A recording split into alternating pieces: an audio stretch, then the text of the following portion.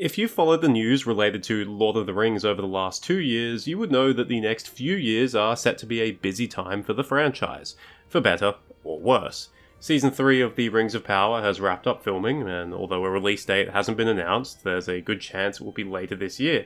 There's also news of a AAA video game in development, of which we know nothing about, except that it apparently has a huge budget, and is meant to rival Hogwarts Legacy.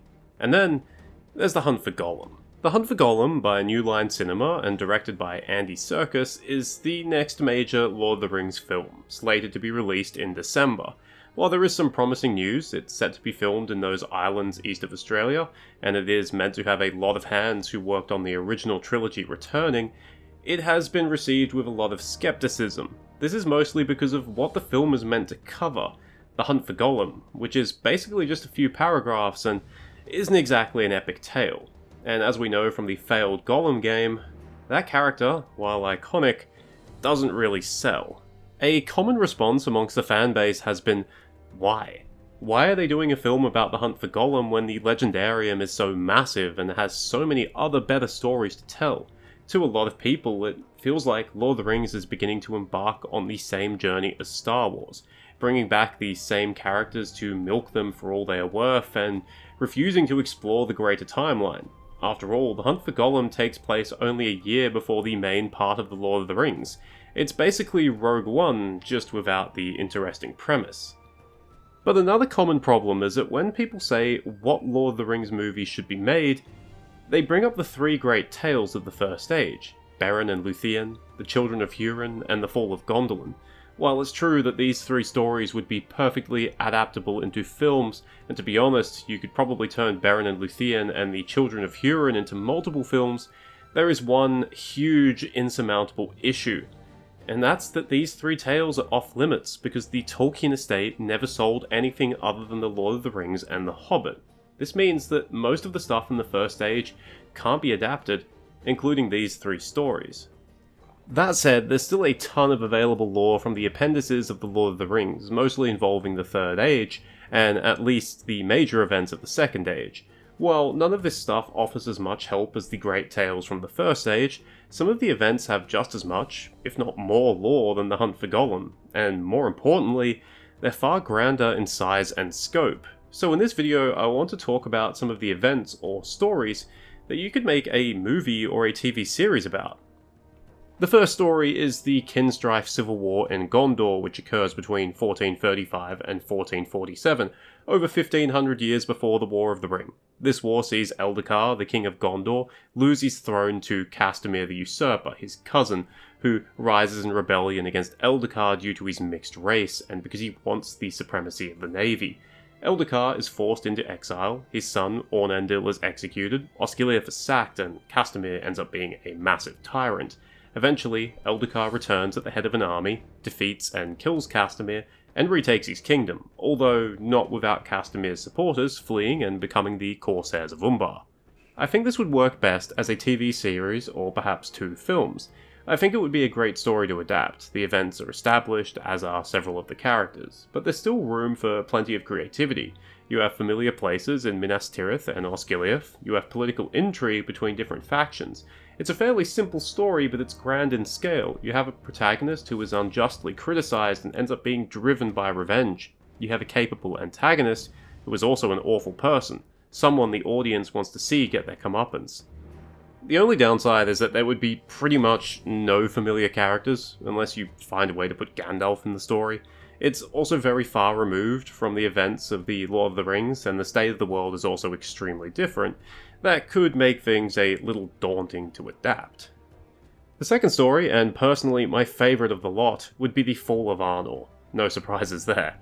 This occurs in 1974 and sees Angmar finally overrun the ailing Northern Kingdom. However, I'd include other events as well. The end of the Wainrider War in Gondor, which sees King Onderher and his heirs killed, Prince Arvedwy's attempt to claim the throne, the correspondence between Arnor and Gondor, and after the fall of Arnor itself, the Gondorian expedition, led by Prince Eomer, which plays a major role in destroying Angmar and driving out the Witch King. I've honestly put a lot of thought into this one. I think it would work best as a TV series, at least 2 seasons, maybe even 3.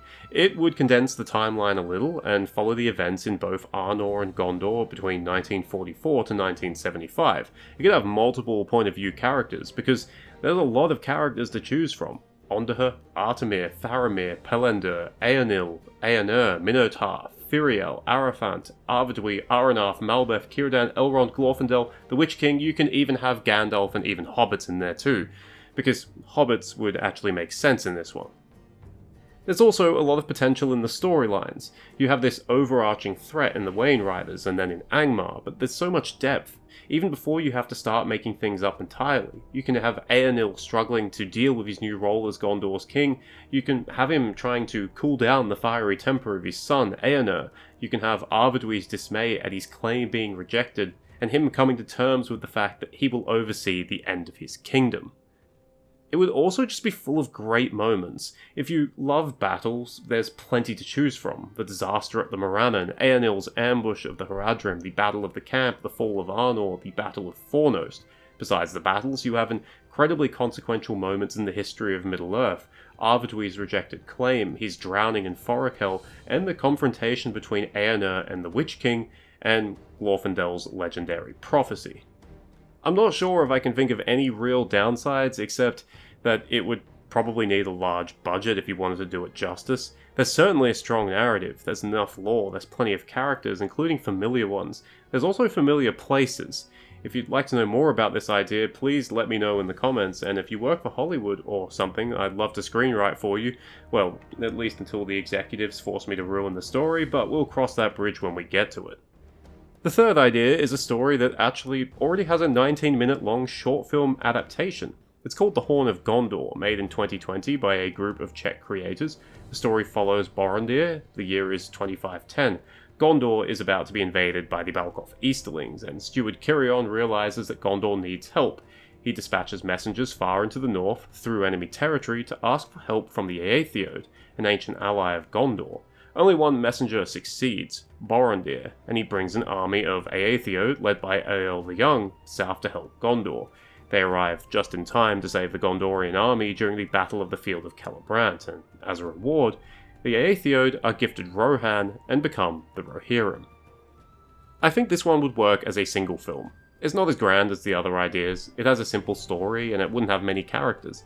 However, I think the tension in the middle of the film, where Boromir is being hunted by the Balgoth, and the heroic yet bittersweet climax of the film where he helps lead the Aethiod to save Gondor, would make for a really good viewing experience. The film could also end with the oath of Cirion and Eorl, and the founding of Rohan, which establishes a strong connection with the events in the Lord of the Rings. The last story is close to the War of the Ring, and would bring back an incredibly important character. In 2980, a man named Thorongil, serving under Steward Ecthelion of Gondor, would launch a daring raid on Umbar, burning the Corsair fleet at anchor. If you know your stuff, then you'll know that Thorongil was actually a younger Aragorn in disguise, and he had spent the last 23 years serving in the royal courts of Rohan and Gondor. The raid on Umbar was his crowning achievement, setting back the Corsairs decades, and it was his final act in service of Gondor until he became king. He would then vanish into the wilds once again. I think this story would work as a single film as well. While not as grand as the scale as the other ideas, it's still grander than The Hunt for Gollum. You could compress the timeline and have Aragorn's wonder at visiting Minas Tirith for the first time, the place he will eventually come to rule. You can have his rivalry with Denethor. You can even have Aragorn meet a young Boromir, and it has a climactic ending in the raid on Umbar. It's simple, but I think it could work simply because Aragorn is such a likeable character, and it would bring greater depth to someone like Denethor. There's plenty of other options too. You could have a movie on the disaster at the Gladden Fields, where Isildur was killed and the One Ring was lost, but I expect there's a good chance Rings of Power will show this. You could have a broader series on the fall of Arnor from 1356 to 1975, but I'm not sure how you would do this without major time compression. Or you could have a movie focusing on the invasion of 1409. You could even make something of a horror film out of the fall of Khazad-dûm to the Balrog, or the fall of Minas Ithil. So what I'm saying is that even if you don't have access to the great tales of the First Age, there's still quite a few tales to tell in the Third Age. The studios with the rights just need to be willing to take a gamble. I think the spin-offs to Game of Thrones have shown that an IP doesn't need to constantly bring back the same characters or have the story set in the same time to be successful. It just needs good writing. Okay, yeah, that makes it sound so easy, but regardless of the writing, I'd rather studio try to cover something new than recycle the same thing over and over again, or just go with something non-interesting just because it seems safe. Thank you for watching, I hope you enjoyed it or at least found it interesting. Personally, I hope Hunt for Gollum is good and a success. I'm not going to wish for any Lord of the Rings related media to fail, because if it's good, it brings in more fans. But I can't help but be cynical. And I think that's fair enough given how almost every Lord of the Rings adaptation has turned out since the late 2000s. Anyways, cheers, farewell, and remember, if Gollum doesn't yell out it's Golluming time in Hunt for Gollum, I will consider the film a failure no matter what happens.